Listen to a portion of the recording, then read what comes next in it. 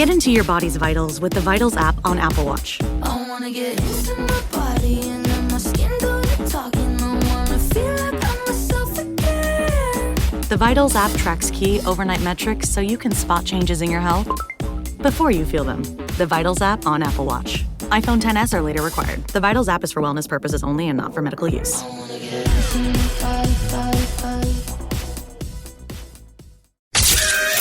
Your weekend is not complete without the First Lady of New York Radio.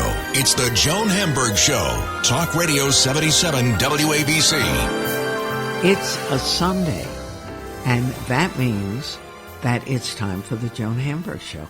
Every Sunday at 2 o'clock, we take over the microphone and share our guests, our stories, and we've got a lot of goodies this week. I'm going to take you wholesaling so you can buy smoked salmon, whitefish salad, all the different fishes that you love. We're going wholesaling. And then, as the leaves are starting to turn, we're going to go up to Storm King in New Windsor, New York. It's like an hour out of New York City, but it's a great excursion. Really beautiful. An art center, and they do have carts that will take you around if you don't feel like walking, and beautiful sculpture by famous artists, and you can have also a terrific lunch there. I think you're going to really enjoy it. And then one of my favorite actors, John Lithgow, is coming on. And John, who is the workingest of working actors, is for the first time, I think it's like 40, 45 years, is going to direct a very big off-Broadway show that's getting a lot of conversation. So I'm crazy about John, and I think you're going to enjoy. If you haven't met him before with me or other people, you're going to like him. And then I saw a magic show a while ago with a master magician, illusionist called Asi Wind. I don't think I've ever seen anything like that before. It's amazing. It's illusion. It's magic. You can't even begin to guess how he does it and what he does it. He uses identity and names, and he's in a fabulous space. So I think it's really interesting to try to get into the mind of an illusionist or a magician. So we have a lot of interesting guests, a lot of interesting stories, too, that places you never thought of that make a real difference. So come on along for your Sunday adventure. Also, tonight is the first night of the Jewish holidays, Rosh Hashanah, and a lot of people celebrate with or without their families. So it's the beginning of a new year. And believe me, we need a lot of good things for the country, for us, in this new year. But stay tuned, because you're going to really enjoy the Joan Hamburg Show, this addition to your Sunday plans. And I am Joan Hamburg, and you're listening to WABC. The First Lady of New York Radio. This is Joan Eats. Tonight is actually the first night of Rosh Hashanah, the beginning of the Jewish New Year. And I have talked about this before, but it's still going strong. And someone literally asked me about Acme Smoked Fish Corporation in Brooklyn on, I think it's on Gem Street. And this is great for any holiday, or just if you love all the good smoked fish. You're celebrating having a break the fast. You've got to know about this. And you can pre-order food at Acme ACME Smoked Fish. And you can go on to acmesmokefish.com. Let's say you want to order, you order on a Tuesday, you pick up the orders on a Friday at a selected time. I love this. One of my favorite things to do, this was pre-pandemic, was to go Fish Friday at the Acme Smoked Fish Corporation factory store at 30 Gem Street, right in Greenpoint, Brooklyn. And Acme Smoked Fish used to open its doors to the public Friday mornings from 8 a.m. until 1 p.m., and you could buy smoked salmon, sturgeon, whitefish, everything at wholesale prices. And it was fun. You wait online, you talk to everyone, you go into the factory, you get the most divine products, free samples. When the pandemic hit, like everywhere else, the factory couldn't allow people in. And it was a problem, and they started a pre-order Fish Friday instead. The pre-order Fish Friday is a limited menu. You order online, you pick up Friday at the Gem Street location, and it's great. Everything's on their website, acmesmokefish.com, and I spoke to them the other day, and they were hoping that before long people could come back into the factory. But the menu is so unbelievable. They have a special every week. It's in the name of one of the leaders there, Gary's. And last week they had sweet Thai chili smoked salmon at $22 a pound. They had the classic pre-sliced salmon, the original, $19 a pound. You can't imagine how good the prices are. The pastrami sliced salmon, really a bargain. And you could get a whole whitefish, 2 pounds for $18, a whole Nova for $16 a pound, every kind of salad, whitefish, salmon, chopped herring, $4 for 7 ounces. This place is unreal. And they have Blue Hill Bay portions, and that's fully cooked, hot, smoked portions ready to eat out of the package. So Acme, one of the great things to know about. Enjoy and happy holiday. Taking you behind the curtain. It's the Joan Hamburg Show. Talk Radio 77 WABC.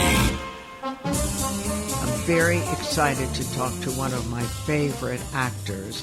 And now I have to put in the director title too, John Lithgow, who is directing. This is the world premiere of the Douglas McGrath play, Everything's Fine, on Broadway. It's a one-man play, and Douglas wrote it, is acting in it, and it's directed by John Lithgow. And it's really interesting because John hasn't directed in years. He's been so busy acting, and Douglas hasn't been acting on Broadway for a very long time.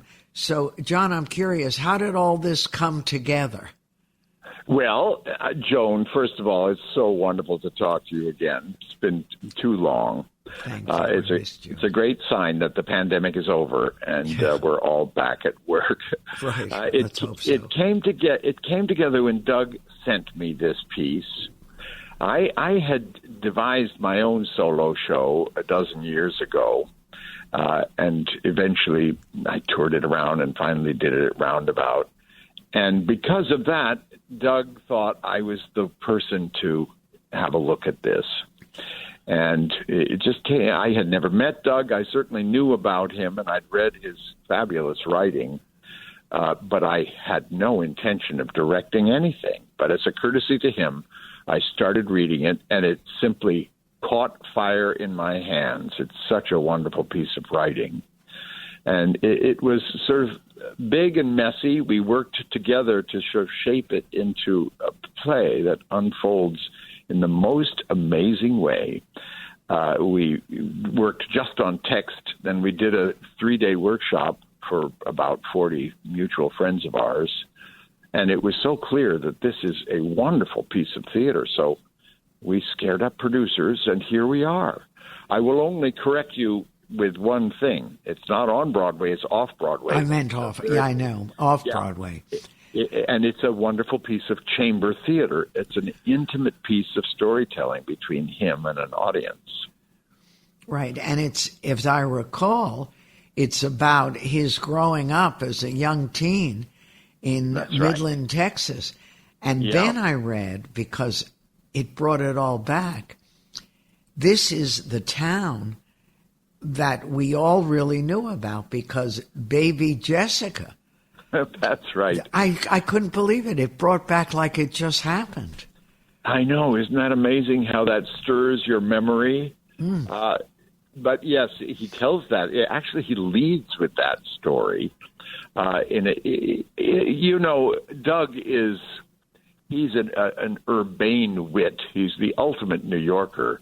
But the fact that he has this Midland background in his childhood and tells things like the Baby Jessica story with tremendous wit and charm, it so surprises you when it turns into a really profoundly moving tale.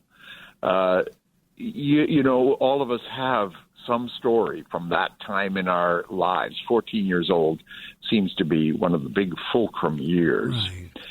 And he's telling a story that he has never told before, not even to his own parents.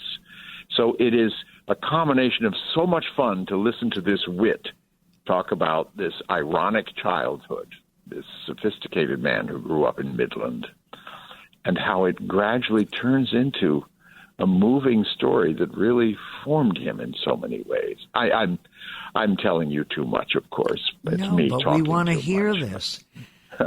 We've all been deprived of theater for longer than, as you said, it's the longest you hadn't acted. It's the longest that those of us who love theater haven't really been to a theater. Mm-hmm. Yeah. So, yeah, my own sense of this is, as we work on it, it's a wonderful piece to do as we emerge from a long, terrible time like this, because it's a piece of storytelling. It's like gathering around to hear someone tell his own story, so much from the heart. It's like it's just the essence of why we go to the theater. It makes you laugh so hard, and then it just you walk Takes out you. thinking, "I'm so glad I heard this story." and of you course, know, John, we're doing it in Darrell Roth's tiny theater downtown. There's only 99 seats, so you have this Intimacy. extraordinary feeling of intimacy. Yeah, no, that's perfect. And I love that theater. But Yeah, it's it's interesting when wonderful. you look back, because you haven't directed really, right, a long time. When you think about your career, and I'm sure you're so busy in the middle of it and the beginnings of it and all the different curves you've gone on, that you weren't 14 when it started. You were 27 when you were still like a kid and won a Tony Award, and you had just opened in The Changing Room, the play. That was incredible. yeah. I think I must hold the record for the shortest time between a Broadway debut and a Tony Award win, because it was only about 2.5 weeks. I know, hard to believe, opened, right? Opened at the Morosco Theater, the late lamented Morosco on 45th, and on March 7th, and on March 25th, I won a Tony for it. And until then, I hadn't been able to buy an acting job in New York. But I was a fairly successful and precocious young director. But after that, my acting career just took off, and it was so damn fun. I never directed again until this. I know, amazing, right? And there were so many things that fell into your life. Film, and then Third Rock, From the Sun, The Crown. Yes. I mean, major It's been things. a- The World it's- According to Gar, Terms of Yeah. Endearment. It's been a lot of fun. I know. Now, is your son still acting, John? Oh, yeah. Yeah, my son Ian is a wonderful actor. We haven't had a chance to act together since Third Rock. but he's a working New York actor and a wonderful one. How great. And when you stepped into Everything's Fine, was that like wearing your old comfortable shoes again, or was it a new language? It's been very easy, mainly because of Doug. He's so game. He's absolutely fearless. I mean, when you consider that he has never played a role of this, he's never commanded a stage for 90 minutes. He's just so there's this spirit of, bring him on, bring him in here. Can I invite people to rehearsals to watch? He just loves the process. And I would say not a day goes by when I don't get an email from him with another bright idea for either a cut or a funny new joke or he's a great partner. And so he makes the transition for me from acting to directing extremely easy. Right. And this is the first time in what, over more than 45 years. Yeah. I've had my chances, but I for one thing, if you direct something, it tends to be a large commitment of time. And inevitably, I get some acting job offer, which is, I can't turn it down. It's just too much fun. Directing is not all that much fun. You worry all the time. You toss and turn in the middle of the night about things that you haven't solved. And acting it's blissfully irresponsible. You just, as Noel Coward says, the secret of acting is know your lines and don't bump into the furniture. It's a lot easier. Yeah, but when you think it all started in your 20s and it's still going strong. Yeah, well, it started even earlier than that because I grew up in a theater family, regional theater. My dad was a producer mostly of Shakespeare festivals in Ohio, one of which is still going on in Cleveland, the Great Lakes Theater Festival. So I was acting away when I was a little kid, not with any dream that I would ever actually be an actor. I was really much more interested in being an artist. But, got to college and fell in with the theater gang almost immediately. And I was already a seasoned actor in spite of myself. And when you get that much positive reinforcement early on, you're probably going to be an actor. Yeah, it's okay. But then and John has done so many things. I don't know if any of you caught his Donald Trump poetry. Oh, yes. Yeah, that was my pandemic pastime. I couldn't act, so I wrote and I illustrated 3 books of satirical verse about the crazy politics of the last 4 years, the Dumpty trilogy. So, you can guess the subject matter. I know, it gave us all such pleasure. Oh, good. You saw it, Joan? You saw the books? Yes. Yeah, but I illustrated them too. It certainly kept me from feeling locked down. I was locked down, but my imagination ran free. No, and I loved, all the years I've known you and you visited us from the early Sardi's days and everything. I didn't realize you were such a terrific artist. Well, that was as I said, that was my original intention. And now it's only a hobby. The Dumpty books were the first time I've ever gone public and actually published these were like inked drawings. But yeah, I always do my own Christmas cards and opening night gifts for the cast and closing wrap gifts for the crew of movies. I just don't like to have idle fingers. I keep on doing art, but just for the fun of it. And I respect artists way too much to actually call myself one. I think you can, though. No problem. John Lithgow, Everything's Fine. And it's written and performed by Douglas McGrath. John is directing. It's opening off-Broadway at the Darrell Roth 2 Theater, DR2 Theater. And it's opening October 13th, previews September 28th. So, Joan, it's so great to talk to you. And when you mentioned Sardi's back in the 70s, the first times we talked together, yeah, I tell you, my heartbeat sped up. We've been at this a long time. A long time, and Arlene Francis was my co-host, the one and only great Arlene Francis. I remember it so well. Yeah. And you're better than ever. You're wonderful to talk to. No, I love talking to you, John. Good luck with the play. I know it's going to be fantastic, and we'll talk again. I can't wait for you to see it. Okay, bye, dear. Bye. Everything's fine. John Lithgow is directing, so it's something you want to see. And Douglas McGrath wrote it and is acting in it. Let's take a break. I'm Joan Hamburg. You're listening to WABC.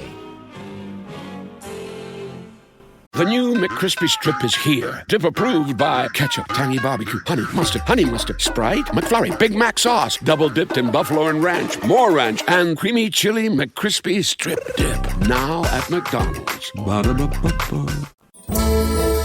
The First Lady of New York Radio, Joan Hamburg. Entertaining and informative. Talk Radio 77 WABC. Welcome, everyone. A while ago, I watched the work of a mentalist, a mind reader, Asi Wind, and it was the most stunning performance. And I've had magicians as guests over the years, and inevitably they talk about Asi and the influence he's had on their lives. So I was excited when I heard that he's bringing his show, The Inner Circle, and actually David Blaine is going to be producing, and this is a big deal. He's never done this, and he's producing Asi Wind's Inner Circle at the gym at Judson, 243 Thompson Street. So, and Asi is an Israeli. I mean, a lot of people are curious if actors, singers, dancers, they start when they're little kids and it's like God-given talents. But I'm curious, what's the route for a mentalist? How does one become this? Is this a gift from when you were a child or what? So I don't know if I can say it's a gift because I worked my ass to get to where I am. So maybe the gift is that I had this burning desire to pursue this. The gift is that I was relentless and I wanted to become as good as I could with this profession, which is magic, mentalism, and all the above. But I think that it did not come to me as a gift. It didn't come for free. I really had to work hard, and I still do, to make it as spectacular as I can. So I don't know if I can call it a gift. But how did you even get hooked on magic or illusions? Did your family take you to see people work, or where did even this glint of an idea start with you? Sure. I will make an analogy here it's easier to people to understand, because when we start as kids, we all paint and draw.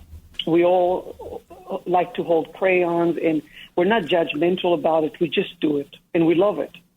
And somewhere along the lines, you start to think, you know what, I'm not good at it. And you start believing that you suck at it. And then you say, okay, I will never, touch another pencil or crayon in my life because I'm not good at it. And then you abandon it. And I found that a lot of kids, especially boys, at some point in their lives, they get a magic kit. It's a toy. They get a little toy, and they play with it. At first, they have fun. They enjoy it. They try it out a few times. And at some point, they convince themselves that they're not good at it. and they just abandon it like anything else. I think that when I got my first magic kit, I was hooked, and I never stopped believing that this is more than a toy. That this is something that I can reach, touch people, and make someone's day. And the more I dealt with it, the more I investigated and researched about magic, the more depth I found. I found psychology. I found performance, public speaking. I found many facets of magic that are not very related to the technique or the secret of magic. It goes beyond that. So I think it started as a journey when I was a kid, and it just never stopped. Where to a lot of kids, it's just a very short episode. And what you do is so original. You know, people who don't get to see great magicians perform sort of think it's, you know, finding a woman in a box or doing something, but it isn't that at all. You know, it's really it's a great question, because the truth is the bar for magic is very low. If you fooled me, you are a magician. And it's not true. It's not enough. And again, if we can borrow from other art forms, which will make it easier to understand, if somebody can sing in tune, it doesn't make him a singer, correct? Right. Or somebody can hit the piano keys at the right sequence and whatever, and the right speed or whatever it is. I'm not a pianist. But it's not enough to make him a musician. He needs to be able to use, let's say, music or painting or whatnot to touch people, to move them. So it's the same with magic. It's not enough, hey, look what I can do, I fooled you, you don't know how it works. I'm a magician. It's not. I use magic as a vehicle to communicate, to touch people, to move them. And it's hard. And unfortunately, you know, some people have never seen a magic show live, so they have nothing to compare it with. So, yeah, I think it's, you know, to get good at it, you have to go beyond just fooling people with a trick or whatever it is. And it's a very difficult thing. It's very, very difficult. And you have to be able to create an illusion, which is really, to me, what it's about. For sure. And that's another problem, that a lot of magicians are not very creative. They go and, you know, seek magic books and whatnot, which is legit. And they learn the tricks and they perform them verbatim. Where, you know, for me, I always, when I look at anything, I say, okay, how can I make it me? What do I need to change about this so it fits me, it's custom for me? So that's where, you know, my obsession with inventing magic comes from. I really love, you know, tweaking it and thinking, like, I think that the author of the trick is where he stopped, but now it's my turn to pick it up from where he stopped and continue working on it. So that's where the invention comes. Now, you are an Israeli, and what made you leave Israel to come here? It's a long story. I'll try to give you the short version of it. It turns out the Israeli dream is the American dream. Everybody has a dream to come to America.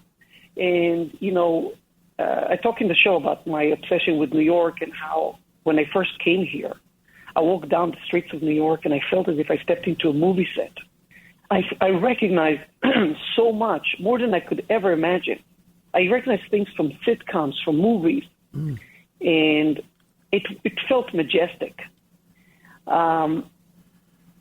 Israel is wonderful, it's beautiful, it's a great, I feel like everybody should go and visit, it's wonderful. But for me, as a magician, the opportunities to pursue my career, to do magic, to meet my mentors was tremendous in the States. And it just opened so many doors that I said, you know, I have to stay here. And again, in the show, I talk about the fact that, you know, when I came here, I had nothing. I had $100, maybe. So And Did you have fans here? Fans or family, you mean? Fans, people, who were following you.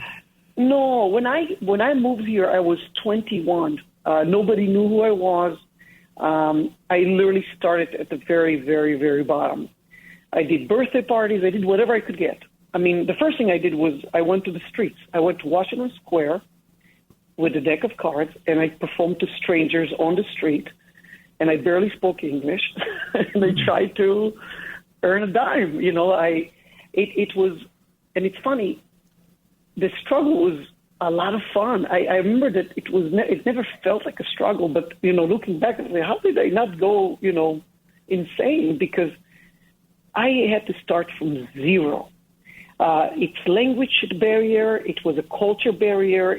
Everything was against me. And I loved it. I loved the struggle so much. It made me grow very quickly. And who discovered you? I think it's a bunch of anecdotes, and each of them was pivotal and important for my career. Like the first thing I did, there's a show in New York called Monday Night Magic. It's an off-Broadway show, and that's where I started. And, here's something interesting about the magic community. I can fly to Bangkok and by myself, and I put on Facebook, hey, I'm here in town. If there are any magicians who want to hang out. Within an hour, I've had 22 magicians show up, and we went to a restaurant, and we spoke about magic and whatnot, and it seems as if we've known each other for years. Like, the brotherhood of the magic community is unbelievable. So I think that's what happened when I came to New York. I made lots and lots of friends quickly because I met lots of people who were fascinated and passionate about magic. And immediately I was in a community, and it was a wonderful thing.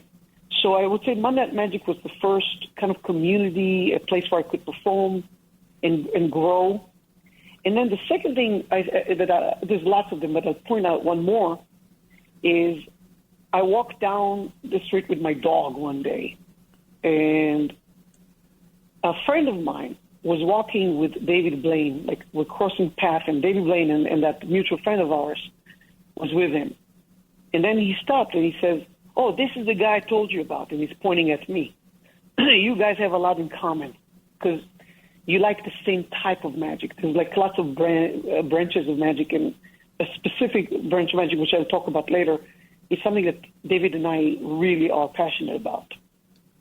And David says, hey, what are you doing? I said, I'm walking my dog. He says, oh, well, come to my office after you're done. I said, sure. And I went to the office, and David and I just clicked. We ended up playing backgammon until 6 a.m. in the morning. Oh, gosh. So we became friends before anything. And David has been, I started working for David as a consultant, and then as chief consultant, and the relationship was very hopefully beneficial to both of us, but definitely for me, because, I got to work on TV shows. I got to work on his first live tour.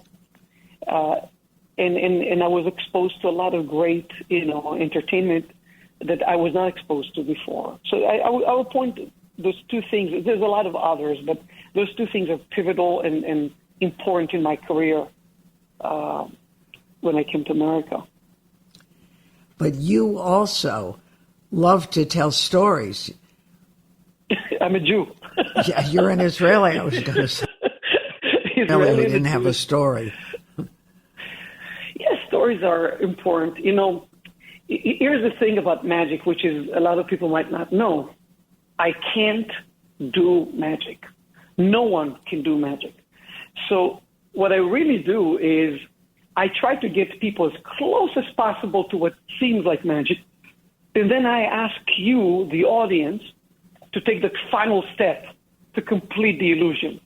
So in other words, if you don't have a great imagination, if you don't have the willingness to see something spectacular, something magical, it's not going to happen. So you are the co-author of any trick I do. And that's part of what I love about magic.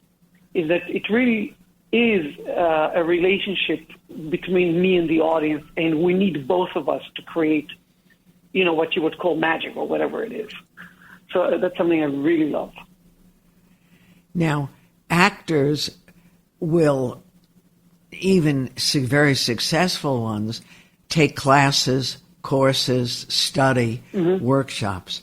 Is that the same with people who are in the illusion world or the magic world? Sure. Yes, of course. As a matter of fact, in my current show, it's called Inner Circle, and it's called Inner Circle for a reason. It took me a long time to understand what the name of the show is, and then when it hit me, it was, of course that's the name. Because I am not working alone, because I stand on giants, on the shoulders of giants, and I had many, many mentors. So one thing that I really love to do is to paint. And during the pandemic, I had a lot of free time. So what did I do? I started painting all of my mentors. I made portraits of my mentors. People like Ricky Jay, Houdini, Blaine, of course, and then the less famous ones, Cardini, Juan Tamariz, who's a household name in Spain. So these people have mentored me directly and indirectly. So, I would fly to Spain to spend a week with the maestro, Juan Tamariz, who is one of the greatest living magicians, in my opinion, and in many people's opinion. And yes, we will sit down and you will say, you should do this. Maybe you could, definitely mentorship is a big part of my progression in magic. And I owe them a lot. Well, you're doing great, and I urge everyone to go see Asi Wind's Inner Circle. It's presented by one of the greats, too, David Blaine, at the gym at Judson through December 31st, and it's really extraordinary. Congratulations to you, Asi. Well, thank you so much. We'll talk again, I hope. I All hope the so. best. I'm Joan Hamburg, and you're listening to WABC. More after this. Whatever the occasion, effortless elegance is right this way. Because Hilton brings you new ways to stay courtesy of the Nomad London. And it doesn't stop at award-winning dining in a space draped in velvet and illuminated by vintage chandeliers. No, this day goes beyond with unparalleled personalized service and attentive hospitality. Oh, and did we mention the Nomad London can be booked using your Hilton Honors points at Hilton.com? Hilton, for this day. The First Lady of New York Radio, Joan Hamburg, entertaining and informative. Talk Radio 77 WABC. I'm really excited to check in with my pal Tony Danza, who is at Studio 54, or will be tomorrow, and going to be there through Saturday. Doors open at 5:30, and Tony is doing a series called Standards and Stories. But Tony, I'm excited. So you have a lot of news, and this is also a great opportunity. So fill me in. I haven't talked to you in a while. Oh, well, so nice to talk to you, Joan. I was wondering how you were. I'm well. I've been really busy. I've been traveling around, but and I have, as you said, I'm at Below 54 on Monday, which is one of the great places to play in the city. It's so much fun. It's one of the only cabaret places with a stage, so it's really exciting. But also, I'm just really excited because not only am I working and doing all this stuff and things are great, but my daughter, my youngest daughter, Emily, is getting married October 15th. I'm writing. In fact, what I'm doing right now is writing the speech. Oh my! I was thinking I was going to use a little bit of Honeymoon in Vegas. Emmy's her name's Emily, and remember Betsy's getting married. So Emmy's getting married. Yes, sirree, it's true. Finally, CJ got it through his head. Emmy's getting married, almost overdue. 8 long years of holding tight, crossing her fingers every night. You better believe she's wearing white, cause Emmy's getting wed. Tony, that is great, and you better not cry. Oh, I'm going to cry. I gotta cry. Are you kidding? It's your This baby. is really something. My baby. Yeah, it's really something. Very, very excited. Really excited. And then you know what else? I'm playing the Catalina Bar and Grill in Hollywood, a jazz club out there in November. I opened November 1st out there. I had 2 great weeks at the Carlisle in June. I've been doing Raising Canaan, which is a show on Stars. I'm actually playing a bad guy. It's a lot of fun. I've been traveling around the country doing my show, and it's just been a great time. It's been a great time. It's after all that time of staying in, it's been pretty nice to get out. I know. I was going to say that it's like breathing again, and almost afraid to take the full breath because we've all been... I think we still have to take short breaths because still 400 people are dying a day, Joan. I mean, there's no getting around this thing. It's still hanging. It's scary. So I know. But in fact, what's funny? I was doing some interviews today, some live radio interviews, and I also had my vaccine appointment. So I did the interviews while I was actually on live. I was on live today when I got my shot. That's a riot. And then I was in a Walgreens doing the interviews in the corner, and the manager saw me. He didn't know who I was. I had a mask on. He came over to me and said, "Sir, you can't do this. People feel uncomfortable. You're walking around, because I was walking and talking." Right. And I said to him, I'm so sorry. I didn't mean to do it. And then I told him, "Oh, by the way, I'm Tony Danza." And he goes, "Oh, forget it. Don't worry." So they thought I was nuts, I guess. So, there's something to fame. I love this city. I just love this city. I'm telling you, bro. Man, Joan, it's the craziest thing. I walked across the park from Park Avenue to Columbus, and it was. And thank God I beat the rain. But it was fabulous. The park is so beautiful right now. You can't believe it. The park is gorgeous, but the city with the UN and the president who was here. Oh, I know. Oh my! I mean, you couldn't move. I was in a cab the other day meeting a friend for dinner. I forgot that you can't do that during these times. It's just total gridlock. It's unbelievable. Right? I had to get out of the cab. The cops stopped all the cars. You can't cross down. And it was okay. In New York, we walk, whether we like it or not. Well, I like. That's one of the things I like about it, though. I was just out in L.A. I was out there for a while because I was doing a show. I did this Tacoma FD, which is. Do you remember that? What was it called? Super Troopers. That movie, that crazy movie, Super Troopers. Where those two guys have a TV show called Tacoma FD, Fire Department. It's about a fire department station, and I play an angel. It's like A Wonderful Life. I come back and show this guy what it would be like if he hadn't been born. So it's a really fun part. But I was out in L.A., and, I was knocking around there and stuff and everything else, but I just missed home. I missed New York. I really do. You're such a New Yorker. Do you keep anything in L.A., an apartment, a house? I have my son built me a little apartment behind his house, so I don't have to. So I go and stay there. What's funny is every time I'm there, I'm staying with them. I got the two grandsons. The little guy, he's 11 now.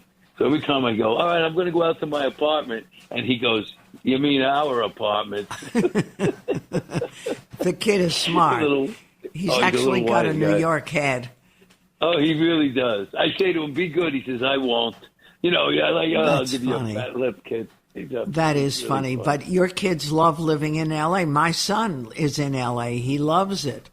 Yeah, no, my daughters are both. Emmy was here. Emily was living here, and she met this guy here. And he's how'd she meet him? How'd she meet him in New York? He was working as a chef. He was one of these smoke jumpers. These guys that jump out of the plane and run up the hill into the fire. Oh. And he was also moonlighting as a chef. And she met him at this restaurant. They started 8 years ago. And they started going out. And the culmination is October 15th in L.A. And he's from L.A. originally. So they migrated back. Wow. Is he going to still be in the fire business? Yes, he's going to be in L.A., but he's an L.A. City fireman, so it'll be, he's not running up hills. It's dangerous enough, but at least he's not running up into the fires, into the hills. Right. Well, I'm telling you, every woman listening, we get constant questions. Where can I meet someone? Where can I meet someone? We have to set your daughter up in business. Well, see, let me tell you, what a good kid she is, too. You know something, Joan? You know that old saying about you're only as happy as your least happy child? Yeah, I grew up hearing that. I have three, right? My son and my two daughters. And I just am lucky. I have these wonderful, hardworking, just incredible kids. Loving, warm, just... it's mind-boggling. It really is. My son's like my best friend in the world. And by the way, my son is 51 years old now. How'd that happen, Tony? He was just a little kid. He was 7 years old when he did Taxi. When he did the 2 episodes of Taxi, he was 7 and 8. And now he's 51. So. Oh my gosh! Is he acting? No, he was when he. You know what happened, Joan? He did a couple of shows. He was really funny. He imitated Danny. So they said, let's put him in a show, and they wrote a couple of episodes, and he's great. He's the little kid in a wheelchair. Have you ever seen the show with the kid in a wheelchair? That's my son. That's him. Anyway, he did the show, and then he started getting offers, and I went with him to read for something, and they said thank you very much when he finished, and I said, oh, come on, we're not going to do this. And I told him, don't do it, and I didn't let him. And I'm glad I didn't, because he's a wonderful kid. He's got these 2 boys. He's married 25 years. Oh, my gosh. How could that be? Yeah, I still think of him as a baby. I know, a little baby, but he's a good kid. And he's doing something that I'm really proud of. You know, he owns a sports camp. And he has like 150 kids a day. And they're all ages. He gives everybody nicknames. There's a lot of tough love. But he is really, really, he's got autistic kids there. And he deals with all of these kids. It's unbelievable. And my grandson, the older one, Nick, he's 17 now. He's a counselor there. He works for him. And it's just this incredible thing I see and, you know, I started my program, you know, with PAL. We've left PAL. We are now the Stars of Tomorrow Project, a teen acting program. We're out on our own. We just started. And I have to say, it's much like what we're doing with the kids here, he does over there with those kids, because it's life lessons. It's not just a sports camp, and it's not just an acting class. It's a life class, and it's a life camp, and it's amazing to see. It thrills my soul to see him doing such incredible stuff. For more of this interview with Tony Danza, go to my original podcast, Let Me Tell You. Tony is waiting for you. The First Lady of New York Radio. This is Ask Joan. Just the other day, someone asked me about visiting Storm King, the art center in New Windsor, New York. That was one of our great days. My family and I went up in our car. It's a beautiful area. We walked all over the place, and we enjoyed all the art. And if you belong to it, you can visit without an advance reservation. It's open Wednesday through Monday, 10 to 5:30. You do need a timed entry ticket, and it is the best to reserve it in advance. And all you have to do is go to stormking.org. They release these tickets in 2-week blocks, and they are available on Wednesdays starting at noon. And they will fill you in. You can go online and check everything. This time of year is the perfect time to visit Storm King Art Center. It's only an hour north of New York City. It's in the Hudson Valley, and you shoppers, 15 minutes from Woodbury Common, and you can go apple picking in Warwick, 500-acre sculpture park. People who are in the art world say this is one of the world's greatest outdoor sculpture museums. There are more than 100 sculptures and installations, well-known artists like Roy Lichtenstein, just Alexander Calder, Richard Serra. Wonderful pieces of art, and the fall foliage, the beautiful grounds, the views, the countryside. It's fantastic. Now, there were trams, so if you don't want to walk, You can take a tram through the park. You can rent a bike. Not your own bike. Don't bring it. They don't like that. And they have a bike rental barn right at the park, and it's $15 an hour, a 2-hour minimum. But it's such a great thing to do during this kind of weather. And there's a map that comes with the bike. It shows you the routes, and it highlights sculptures. It's just something so spectacular. Now, we've done some things like bring a picnic lunch, enjoy the grounds and the vistas. We also have bought food from the Storm King Cafe. Pretty good. And it's got a locally sourced menu. During peak weekends, 2 additional food and drink options are available. They have a food truck and a food cart.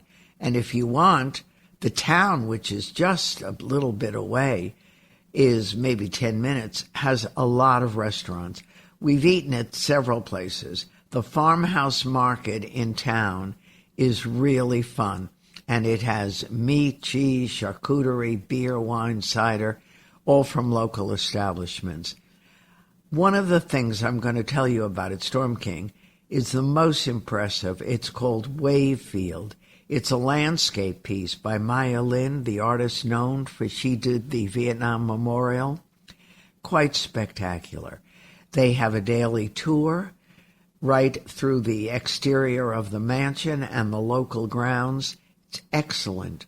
And you get to walk and you get an overview. And there's always a visiting artist. They now have a Kenyan-born American artist. Incredible work shown at the small indoor museum at Storm King and Museum Hill. She focuses on women through mythology. It's very moving and very timely. So something wonderful to do to enjoy the color and enjoy art and enjoy good local food. Storm King is where you want to go.